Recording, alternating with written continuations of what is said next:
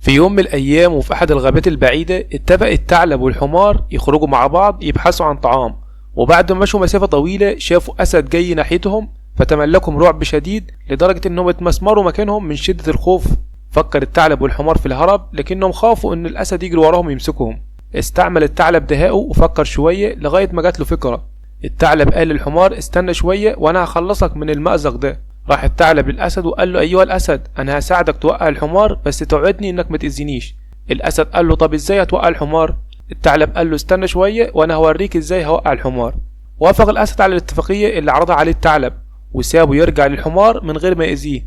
ولما راح للحمار، الحمار قال للثعلب انت كنت بتقول ايه للأسد يا صديقي العزيز؟ الثعلب قال له كنت بعقد اتفاق معاه عشان يسيبنا من غير ما يأذينا. الحمار قال له وايه المقابل؟ قال له الثعلب اتفقت ان هديه وجبة لذيذة. بعدها الثعلب الماكر أخذ صديقه الحمار إلى فخ، وهي حفرة كبيرة مغطاة بأكملها بالأعشاب وأغصان الأشجار اللي كانوا عاملينها الصيادين عشان يوقعوا الوحوش المفترسة. لم ينتبه الحمار للحفرة لأنها كانت حفرة عميقة، ولما كان الحمار بيتكلم مع الثعلب وقع فيها، وعرف الحمار ما كان ينويه الثعلب المكار. ولما الأسد شاف الحمار وقع في الحفرة وإنه ما يقدرش يطلع منها، قال له أنا كده ضمنت الحمار في الحفرة، عشان كده هاكل الثعلب بعد كده هحل بالحمار. وبسرعة كبيرة انقض الأسد على الثعلب ومسكه ووقعه في نفس الحفرة اللي وقع فيها الحمار، وأكله ومبقاش منه حاجة.